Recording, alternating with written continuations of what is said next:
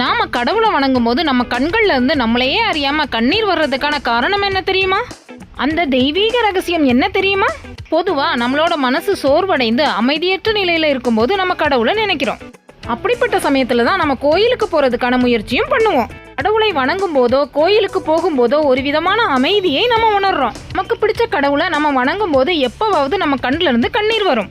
அப்படி கண்ணீர் வர்றதுக்கான காரணம் என்ன அப்படிங்கறத இந்த பதிவுல பார்க்கலாம். வீடியோவை ஸ்கிப் பண்ணாம பாருங்க, எதையும் மிஸ் பண்ணிடாதீங்க.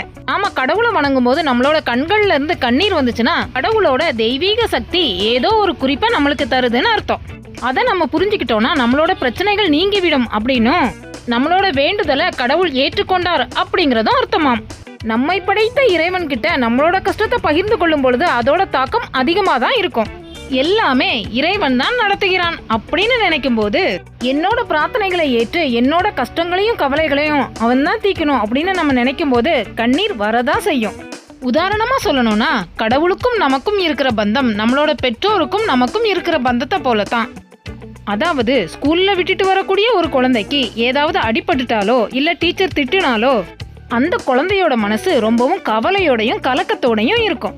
தன்னோட தாயை எதிர்பார்த்து காத்துக்கிட்டு இருக்கிற அந்த குழந்தை தன்னோட தாயை பார்த்ததும் அந்த குழந்தையோட கண்கள்ல இருந்து வரக்கூடிய கண்ணீர் போலத்தான் நாமளும் மனக்கலக்கத்தோட இருக்கும்போது கடவுளை பார்த்ததும் வரக்கூடிய கண்ணீர்.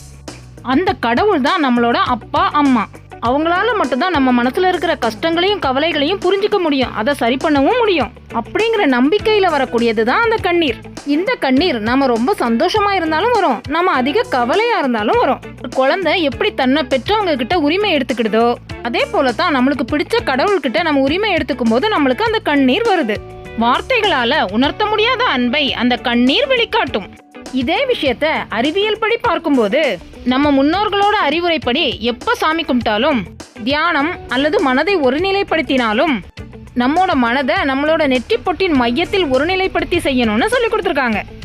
அந்த மாதிரி நம்மளோட மனசை ஒருநிலைப்படுத்தும் பொழுது அங்க உள்ள தசைகள் சுருக்கமடைந்து ஒரு அழுத்தம் ஏற்படுவதை நம்மளால உணர முடியும். அந்த சமயம் நம் கண்களுக்கு மேற்புறத்தின் உட்புறமாக அமைந்துள்ள கண்ணீர் சுரப்பிகள் அழுத்தப்பட்டு கண்ணீர் வரும் அப்படிங்கிறது விளக்கம். நம்மோட மனநிலையை ஒருநிலைப்படுத்தும் போதும் சாமியோட சிந்தனையில திளைத்து இருப்பதாலும் அதீத நம்பிக்கையினாலும் அனைத்தும் ஒன்றாக கலந்து ஒரு தெய்வீக வெளிப்பாடாக நாம் நம்ப ஆரம்பித்திருக்கலாம் அப்படின்னு சொல்லுது அறிவியல். எந்த ஒரு உணர்ச்சியுமே அளவுக்கு மீறி பொங்கி வந்ததுன்னா அது கண்ணீராகத்தான் வருது. நம்மை போன்ற மனிதர்களோட இதயம் ஒரு உணர்ச்சிக்கு உட்பட்டது.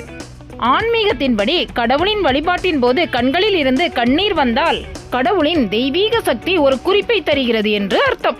அதாவது கடவுள் உங்களுக்கு ஒரு குறிப்பை தருகிறார் அப்படிங்கிறது பொருள். நீங்கள் அதை புரிந்து கொண்டால் உங்கள் பிரச்சனைகள் நீங்கிவிட்டது என்றும் உங்களோட பிரார்த்தனைகளை கடவுள் ஏற்றுக்கொண்டார் அப்படிங்கிறதும் அர்த்தமாம். மேலும் உங்கள் கண்களில் இருந்து கண்ணீர் வந்தால் உங்களோட வழிபாடு வெற்றிகரமாக முடிந்துவிட்டது என்பது பொருள்.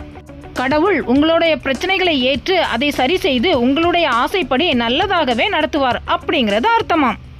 இந்த பதிவு எல்லாருக்கும் பயனுள்ளதா இருக்கும்னு நம்புறோம். அடுத்ததா ஒரு நல்ல பதிவோடு சந்திக்கிறோம். நன்றி.